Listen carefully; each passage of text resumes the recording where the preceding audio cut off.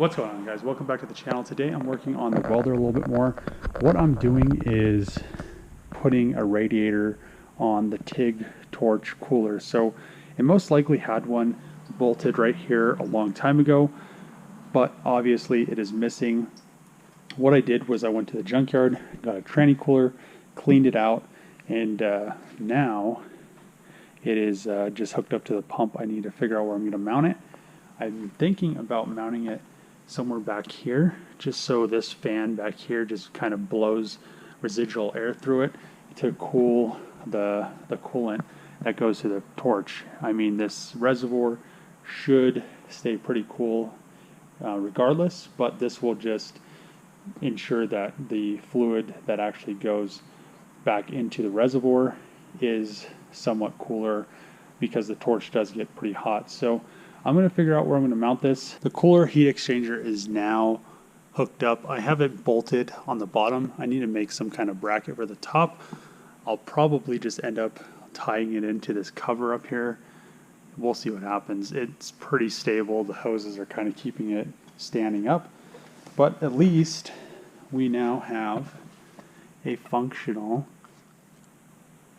heat exchanger on the TIG torch. So this is good to go. I put the cover on here. I don't exactly know what happened to the old bolts, but I think she's ready to go. The last coat of high build on this thing, and it is smooth. So all I have to do now is sand this coat with 320, and then it is time to seal it. Just guide coated the door. Now it is time to sand it with 320, and I'm pretty sure everything's okay. If you remember, there was a bare metal spot right here, and now it looks nice and smooth. It's kind of hard to see, but you can see the reflection in the guide coat. And actually this primer is pretty nice before you sand it, so you can see that it does look actually pretty nice and pretty straight, pretty flat. And once I 320 it and seal it and then sand it with 600, then I can base it, and it will be just as nice as the rest of the car and just as smooth. I'm gonna let this primer right here sit for a day just so it shrinks, because I did sand the door with 80 grit yesterday, and I don't want anything to shrink back and then into those scratches. It already did shrink a little bit on the last coat, but I just don't want it to shrink back and see the scratches underneath the base coats. So I'm pretty sure this is what the definition of labor of love means. This is probably going to be the straightest 3000 GT door out there, and it has taken a lot to get it here, but I mean, look at that. That's in 320 right now, and then this is what it looks like, you know, once it's starting to get down there. That's all the guide coat, so that's low spots right there, but that's just in the primer orange peel. But this thing is going to be so nice and smooth. I am so pumped to almost have this thing ready to paint, so I'll have a door on my car. And the best thing, it's a driver door, so I need to get this door ready, and then I need to get this panel, the side skirt, the mirror, and the door handle. I decided I'm going to work on the 3000 GT door a little bit. I went home and grabbed an eraser so I can get all of the decals, VIN numbers, and everything off of this door, so I can give it a scuff, get it ready to paint. I'm going to paint the backside first and let it dry, and then I'll come in, and this is just sealed, so I'll hit the sealer with 600 grit, paint it, and then this driver's door will be ready to go. I also have the handles ready. I have the mirrors ready. They're in that box over there. They're not sealed yet, but they are pretty close. So since I am just waiting to do stuff, I'm going to do this and get this door a little bit closer to actually being ready to paint.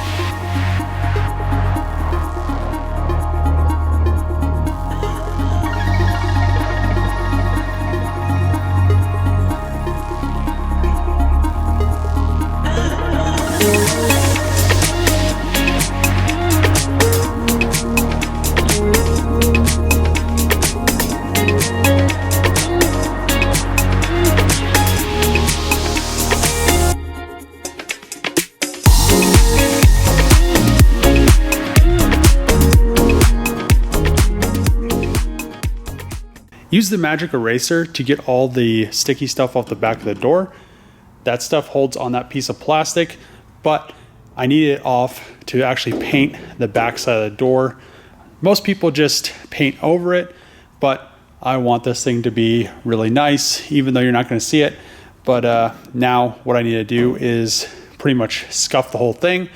On the edges right here, I'll probably do this in 600 if the scuff stuff doesn't take off this primer. This is just overspray from when I painted the front of the door. And then we should be good. Once this backside is painted, then I could scuff this edge along this edge right here, and I could paint the front side and then wrap the clear around to this back side. Also, if you guys don't have one of these magic erasers, I'm going to put the link in the description. It takes stickers off of paint or whatever really nice. You don't have to worry about it scratching the paint as long as you don't get any dirt or anything in it. And it's just pretty much a large eraser that you put on a drill, and as long as you don't keep it in one spot too long, it doesn't actually mess up the clear or the paint, so you can just remove stickers without using a razor blade or the alternative, a heat gun. So links in the description, check them out, and they work extremely well for any sticker removal that you're going to be doing. Got some 400 grit, gonna scuff the back of the door, get all that primer and everything, the overspray off, get it all scuffed up and ready for the sealer. I'm not gonna paint this door in this video. I'm gonna wait to paint this thing until I have the passenger side. So this is the driver's side, it is ready to go, but there's no reason for me to paint this door and then go and paint another one and then paint this and that and this and that. So I'll wait until I have the other door ready. I'm still looking for a good one. I mean, I know how ridiculous that sounds after this long period of time. I have literally gotten 6 passenger side doors and they've all been destroyed underneath. I've gotten at least, I think 4 of them that they looked good, and I started sanding them down and they had a lot of filler. I mean, it's just ridiculous. So once I find a good passenger side door, I will paint this door, paint the other door, paint the mirrors, paint the door handles, paint all that stuff. It's just one of those things. It's I'm just getting this thing ready since I have some free time, and I got all the sticky stuff off the back, which was nice, and I wanted to get this thing ready to paint. So that's good. Let's scuff this thing up, get it ready to go, and from after I'm done with that, I'll continue doing little stuff to take up my time. Been working on the other 2 wheels for the engine hoist so I could fold it up and put it away, but this little air compressor is it's too small. It's overheating every time I do one. So right now I am going to clean this guy up right here and wait for this air compressor to cool down. I'm still not using the big one because I need to hook some stuff up. There's no motor on it. The motor is on that table over there. I need to wire plug up and do some stuff. So that is, this little guy's gonna have to work for now until I get to this air compressor and get it working. I have no clue what happened to the dipstick for the air compressor. It had one, now it doesn't. I'm not exactly sure what's going on there, but yeah, let's wait for this to cool down and start cleaning this up. I already bolted the control panel back on. It was loose, and I think it was loose because I added this new lead to it before I left. I just never put a plug on it because the old one I think was cut or is too short or something like that. It's 220 volts, so I'm gonna just wire a plug up to it, and it does need to be cleaned. But yeah, this thing will be nice once it is actually working again. Also, I got a new, I think these are capacitors. I got another capacitor because there's one for for it to turn, and then there's one for the heater. So the heater never worked. I had to switch them, but I have a new capacitor that should bolt right in or plug right in, and should fix this whole issue that I'm having with this thing not working. Ended up deciding to finish the tranny tables, poly wheels, and man, this thing is quiet as well. Listen to this thing. nice and quiet, doesn't leave any marks. It's just nice and smooth as well. The 3000 GT door is pretty much ready to seal the back, paint the back, and I'm not exactly sure when I'm going to do that. I'm trying to paint some Hellcat stuff this weekend, so we'll see about that. But I'm really glad that this cart is now ready to go. This one right here is probably the worst wheels. They just do whatever they want. I need to do those eventually just so I can move that thing around. That's the welding table. And since I'm going to be doing the FC exhaust next week, I'm most likely going to do these wheels before I do the exhaust. And yeah, I mean, this thing just doesn't really roll. And when it does roll, some of the wheels stay, you can see all these like marks back here on the floor. You can see that mark right there. That's from this table because the wheels like don't want to turn. They like catch, I don't know, they're just pieces of crap. So those are going to be getting done before the FC exhaust. So that's going to be sometime before, you know, the end of next week. And the engine hoist wheels are now all done. This is the best one of all. I really like this one. It's nice and quiet as well. I mean, I've been wanting to do poly wheels and stuff for so long. I did my engine stand so long ago, and I've just been procrastinating doing my engine hoist and everything. And I really haven't been in a shop again where I really cared to do it. So now that that's done, the engine hoist is done. The engine stand right there. I have two other engine stands I need to put together, some old ones, and I need to put poly wheels on them as well. One's for the RB, the other's for the 2J, and yeah, we're just putting poly wheels on everything. So that is pretty much, you know, it took me a long time to get those wheels. This one, I had to just modify the spacers that hold the bearings so they would fit. And those ones, I think those ones just bolted right on, which was awesome. The engine hoist, like I said before, I had to cut all these bases off and just, you know, re-weld the other bases from the old wheels off of the engine hoist onto those new wheels. It was a pain. I should have just welded those new wheels directly to the engine hoist instead of bolting them, but I didn't think about that, I guess. I kind of thought about it, but I really didn't feel like doing it I felt like doing this, but it took longer than just, you know, grinding it down and welding it, which I probably should have done.